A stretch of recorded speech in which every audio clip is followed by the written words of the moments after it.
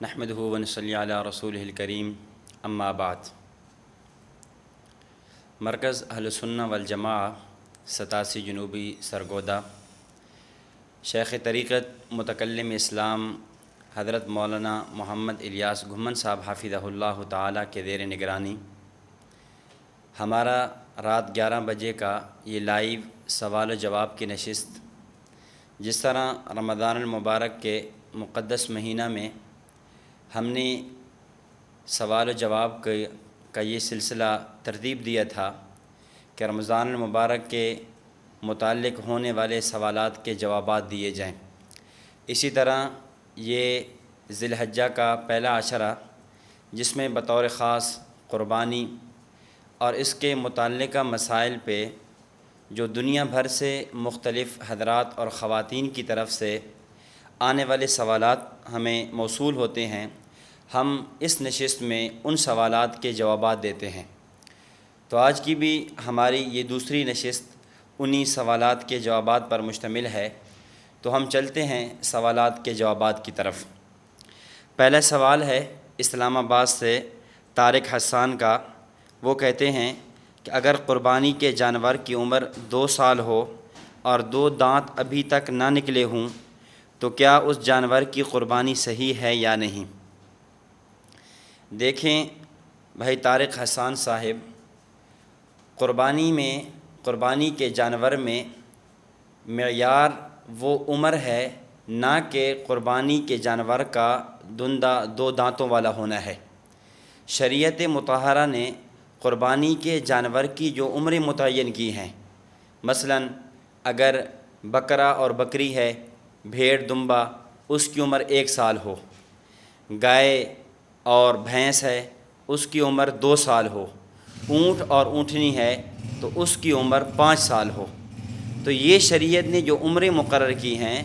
اس کے اعتبار سے ہوگا۔ اگر کوئی جانور اس عمر تک پہنچ گیا ہے اور اس کے 2 دانت ظاہر نہیں بھی ہوئے تب بھی اس کی قربانی درست ہے۔ ہاں، بھیڑ اور دمبے کے بارے میں فقہا فرماتے ہیں اور حدیث میں بھی اس کا تذکرہ موجود ہے کہ اگر بھیڑ یا دمبے کی عمر 6 ماہ سے زائد ہو اور وہ دیکھنے میں سال سے بڑھ کر دکھائی دیتا ہو، سال کے برابر دکھائی دیتا ہو، تو اس کی قربانی درست ہے۔ تو اس طرح شریعت نے یہاں پر عمر کا اعتبار کیا ہے، نہ کہ دندہ ہونے کا، 2 دانتوں والے ہونے کا اعتبار کیا ہے۔ اس لیے اس صورت میں جو آپ نے پوچھی ہے، اگر جانور کی عمر پوری ہے، یعنی بکری وغیرہ ہے 1 سال کی ہے، گائے ہے 2 سال کی ہے، اونٹ اونٹنی 5 سال کی ہے، عمر پوری ہے، 2 دانتوں والا نہیں بھی ہے، تب بھی اس کی قربانی درست ہوگی۔ منڈی بہاؤالدین سے محمد صادق سوال کرتے ہیں کہ اگر کسی شخص کے پاس اتنا زیور ہے کہ قربانی واجب ہو جائے مگر وہ شخص قرض دار ہے تو وہ کیا کرے؟ قربانی کرے گا یا قرض اتارے گا؟ دیکھیں، اس سلسلے میں آپ قربانی کے نصاب کو اور اصولی بات سمجھ لیں، پھر اس پہ خود اپنے اس گھر کی صورت کو منطبق فرما لیں کہ قربانی کا جو نصاب ہے وہ یہ ہے کہ اگر کسی آدمی کے پاس 7.5 تولہ سونا ہے تو اب اس پہ قربانی واجب ہے، یا کسی آدمی کے پاس 52.5 تولہ چاندی ہے تو اس پہ بھی قربانی واجب ہے۔ اگر کسی آدمی کے پاس نقدی یا گھر میں ضرورت سے زائد سامان یا مال تجارت اور اس طرح کچھ سونا کچھ چاندی، یہ 5 چیزیں، یہ 5 اثاثے جو بنتے ہیں، یہ سارے تھوڑی تھوڑی مقدار میں ہیں، ان تمام کا جب مجموعہ، ان تمام کو جب جمع کیا جاتا ہے تو اس کی قیمت 7.5 تولہ سونے کے بقدر ہو جائے تو اس صورت میں اس پہ قربانی واجب ہوگی۔ اور اس میں یہ ہوگا، آپ نے ان سارے اثاثوں کو جمع کرنا ہے، جمع کرنے کے بعد اب آپ کا جو واجب الادا قرض ہے، آپ قرض کو اس سے منہا کریں گے، مائنس کریں گے، نفی کریں گے۔ اس قرض کے نکالنے کے بعد جو رقم بچے گی اس رقم پہ آپ قربانی کے نصاب کا اعتبار کریں گے۔ اگر وہ رقم، بقیہ ماندہ رقم قربانی کے نصاب کو پہنچتی ہے تو آپ پہ قربانی ہوگی، اگر نہیں پہنچتی تو پھر قربانی نہیں ہوگی۔ مراد آباد سے محمد سلمان سوال کرتے ہیں کہ اس لاک ڈاؤن کی حالت میں مساجد میں صرف 5 افراد کو جماعت سے نماز پڑھنے کی اجازت ہے، لیکن مساجد میں آدمیوں کی اچھی خاصی تعداد ہو جاتی ہے، جس کی وجہ سے پولیس کا بھی خوف ہوتا ہے اور حکومت کی خلاف ورزی بھی۔ ایسی حالت میں کیا کرنا چاہیے؟ دیکھیں، اس صورت میں آپ اپنے ملکی حالات کو مد نظر رکھیں۔ اگر عیدگاہ میں نماز پڑھنا، نماز عید کی ادائیگی مشکل ہے، وہاں پر حکومت کا یا دیگر مسائل کا خطرہ ہے، تو آپ کسی مسجد میں ادا کر لیں۔ اگر مساجد میں بھی عید کی نماز پڑھنا آپ کے لیے مشکل ہے تو پھر آپ اپنے گھر میں عید کی نماز کا اہتمام کر لیں،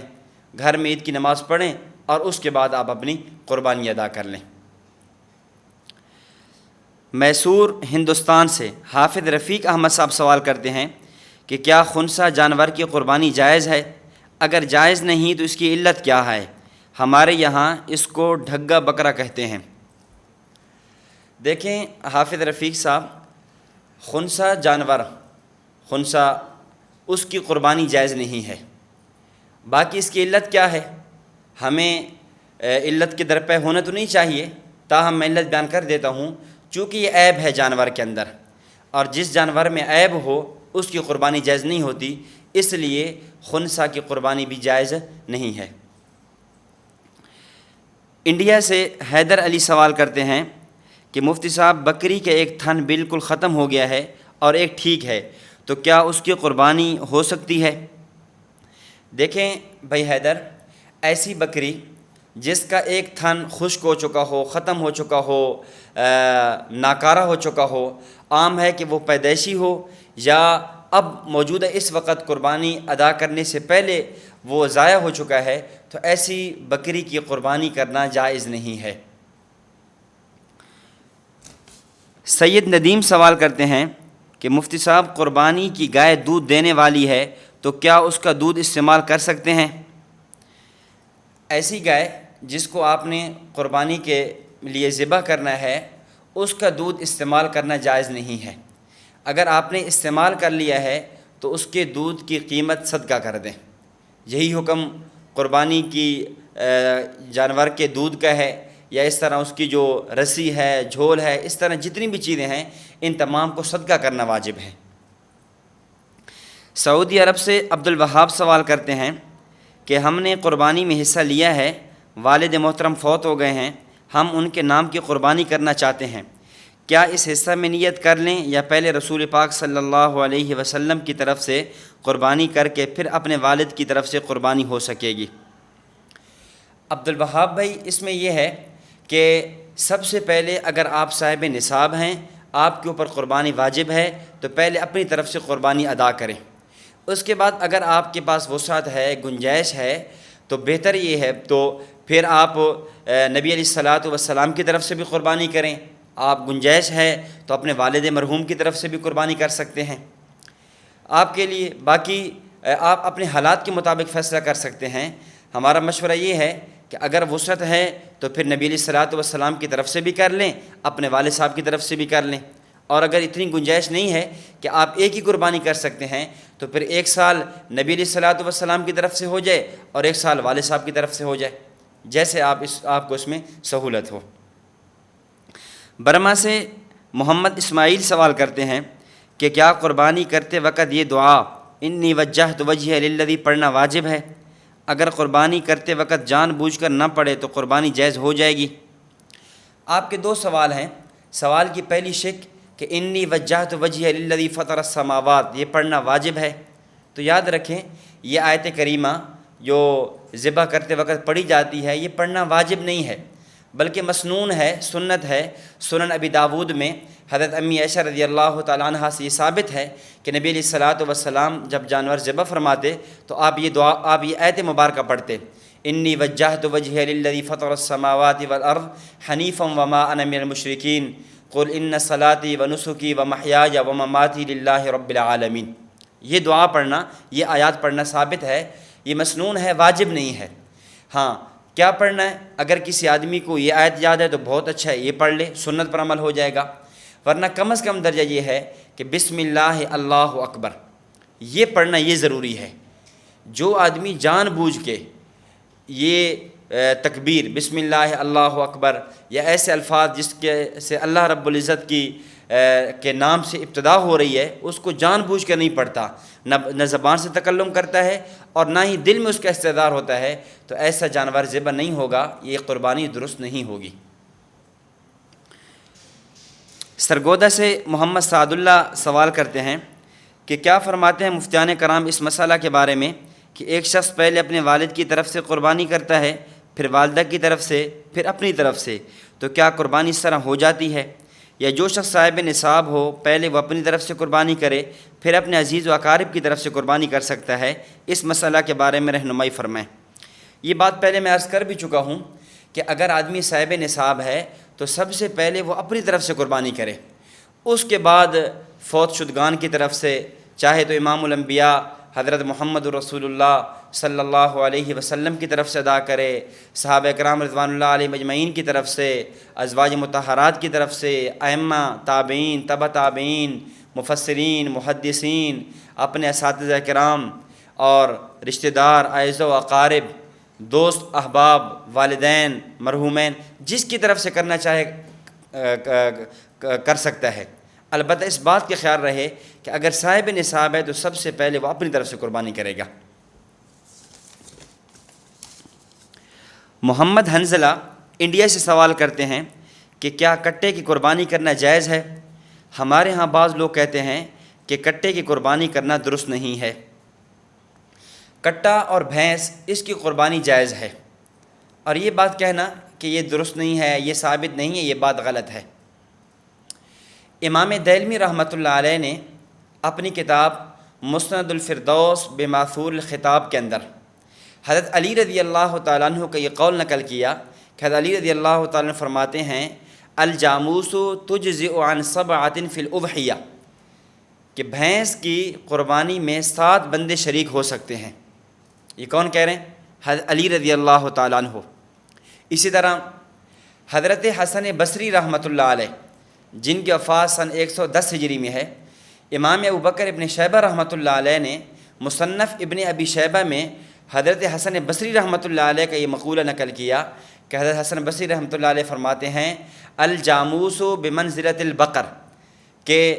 جو حکم گائے کا ہے وہی حکم بھینس کا ہے۔ جس طرح گائے کی قربانی کرنا جائز ہے اس طرح بھینس کی قربانی کرنا بھی جائز ہے۔ اب آپ دیکھیں، میں نے آپ کے سامنے حضرت علی رضی اللہ تعالیٰ عنہ کا قول پیش کیا اور یہ حدیث ہے۔ آپ کو سوال ہوگا حدیث کیسے ہے؟ علامہ طیبی رحمۃ اللہ علیہ نے شرح مشکات میں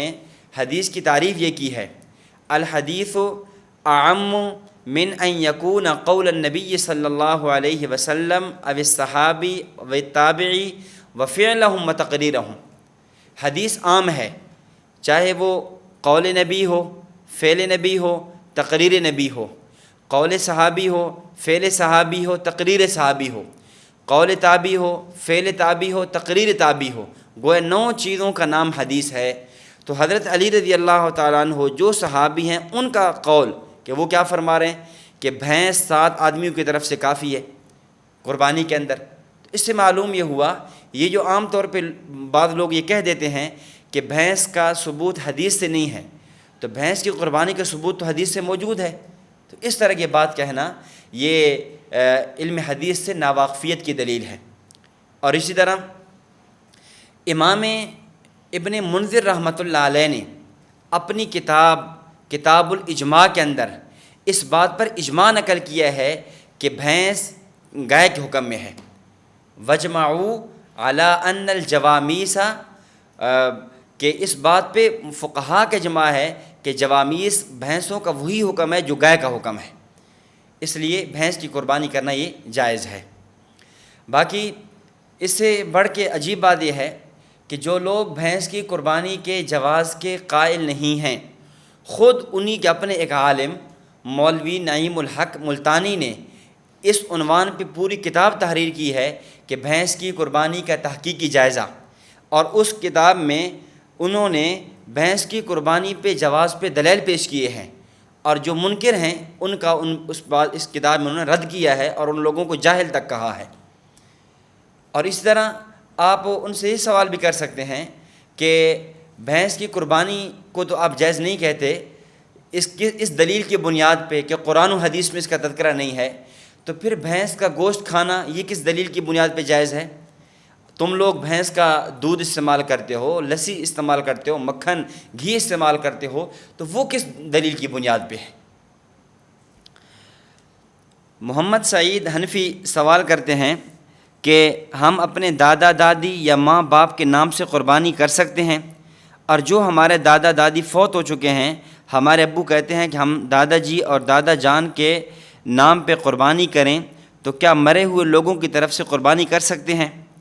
جی ہاں، جواب پہلے بھی گزر چکا ہے کہ فوت شدگان کی طرف سے قربانی کرنا جائز ہے، اور یہ کرنا کتب احادیث سے ثابت ہے، کی جا سکتی ہے۔ محمد عمر مشتاق سوال کرتے ہیں کہ اگر بیل کا ایک خصیہ نہ ہو تو کیا اس کی قربانی ہو جائے گی؟ جی ہاں، اس کی قربانی جائز ہے، بلکہ ایک خصیہ، یا فقہا نے یہاں تک بھی لکھا ہے اگر خصیتین دونوں خصیے بھی نہ ہوں تب بھی قربانی جائز ہے۔ انڈیا سے عبد الوارث قاسمی وہ سوال کرتے ہیں کہ مجھے دریافت یہ کرنا ہے کہ ایک جانور کے دونوں طرف دو دو کان ہیں، تو کیا ایسی صورت میں اس کی قربانی جائز ہے یا نہیں؟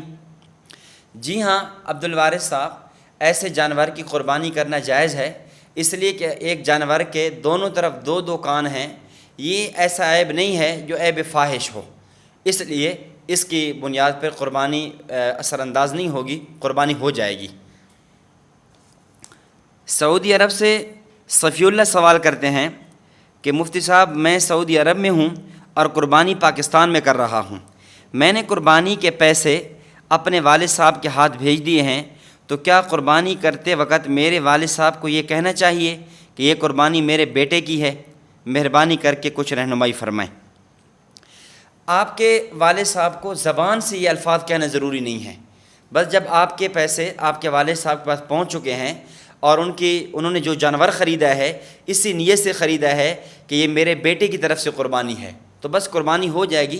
قربانی کرتے وقت زبان سے یہ تلفظ ادا کرنا یا یہ جملے کہنا کہ چونکہ میرے بیٹے نے پیسے بھجوائے ہیں تو یہ میرے بیٹے کی طرف سے قربانی ہے، ضروری نہیں ہے۔ اگر کہہ بھی دیں تب بھی حرج نہیں ہے، اصل تو اعتبار وہ نیت کا ہے، چونکہ نیت آپ کی ہے، قربانی ہو جائے گی۔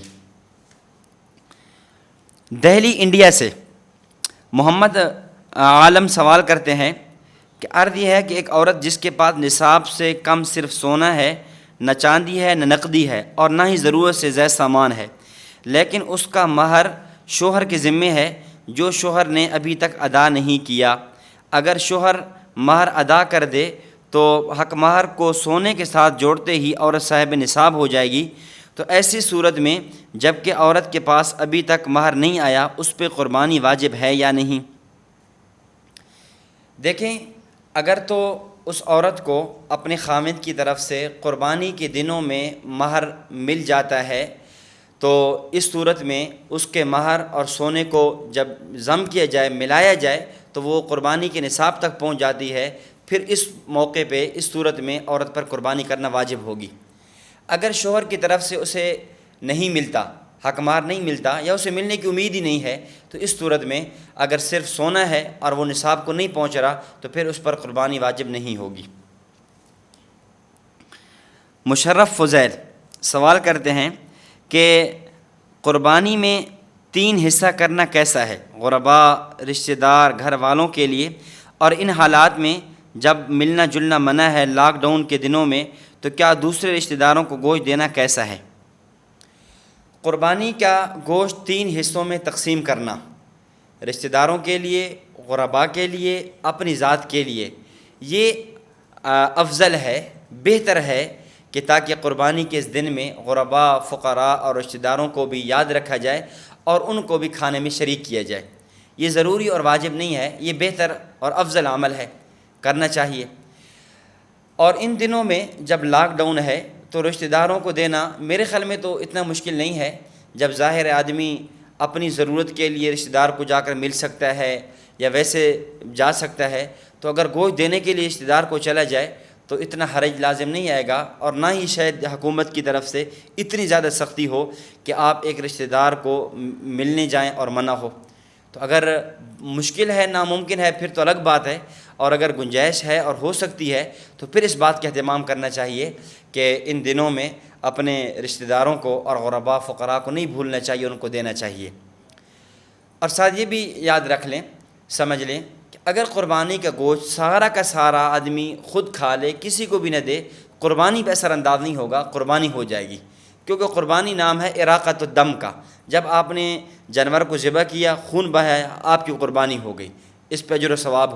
مل گیا آپ کو۔ باقی آپ گوشت کو فقراء غرباء کو دیں گے تو ثواب میں اور اضافہ ہو جائے گا، ورنہ قربانی میں فرق نہیں پڑے گا۔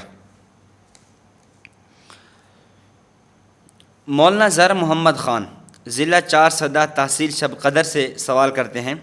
کہ کیا فرماتے ہیں مفتیان اعظام اس مسئلہ کے بارے میں کہ گھر کے تمام افراد شریک ہیں، بالغ افراد جتنے پیسے کماتے ہیں سب اپنے والد صاحب کو دیتے ہیں، تو کیا اس صورت میں ایک قربانی واجب ہوگی یا متعدد؟ جی مولانا ظہر محمد صاحب، اس صورت میں اگر گھر کا نظام ترتیب ایسی بنا دی گئی ہے کہ بیٹے جو کچھ کماتے ہیں والد صاحب کے ہاتھ پہ رکھ دیتے ہیں، بیٹوں کا اپنا الگ بینک نہیں ہے، بیلنس نہیں ہے، الگ سسٹم نہیں ہے، الگ کوئی ان کے پاس پیسے نہیں ہیں، صرف ضرورت کی حد میں ان کے پاس پیسے ہوتے ہیں، تو اور اسی طرح جو اگر بیٹے شادی شدہ ہیں اور ان کی جو بیویاں ہیں، ان بیویوں کا الگ طور پہ زیور بھی نہیں ہے، اور اس طرح ان کا جو گھر میں ضرورت سے زیادہ سامان ہوتا ہے جہیز وغیرہ وہ بھی نہیں ہے، تو اس صورت میں ان تمام شرائط میں پھر والد صاحب اگر وہ صاحب نصاب ہیں تو وہ قربانی ادا کر لیں، کافی ہو جائے گی۔ اگر تو یہ ہے کہ بیٹوں کا رہن سہن تو اکٹھا ہے، کاروبار مشترک ہے، لیکن کاروبار کے اشتراک کے ساتھ ساتھ ہی جو بیٹے ہیں ان کا اپنا الگ بھی پیسہ ہوتا ہے، الگ بھی ان کے پاس سونا ہے یا چاندی ہے، یا ان کی بیویوں کے پاس الگ زیورات ہیں، ان کے جہیز کا سامان اتنا وافر مقدار میں ہے، تو اس صورت میں اگر ان کی بیویاں یا بیٹے وہ پھر نصاب کو پہنچتے ہیں تو پھر ان کی طرف سے ان کو بھی قربانی اپنی طرف سے بھی کرنی ہوگی۔ ضیاء القمر وہ سوال کرتے ہیں کہ اگر ہم ایک ہی حصہ میں کئی آدمی پیسے ملا کر قربانی کر کے مرحوم ماں باپ کے نام پر یا حضور صلی اللہ علیہ وسلم پہ نام پہ کرنا چاہیں تو کر سکتے ہیں؟ سوال آپ کا واضح نہیں ہے، مبہم سوال ہے۔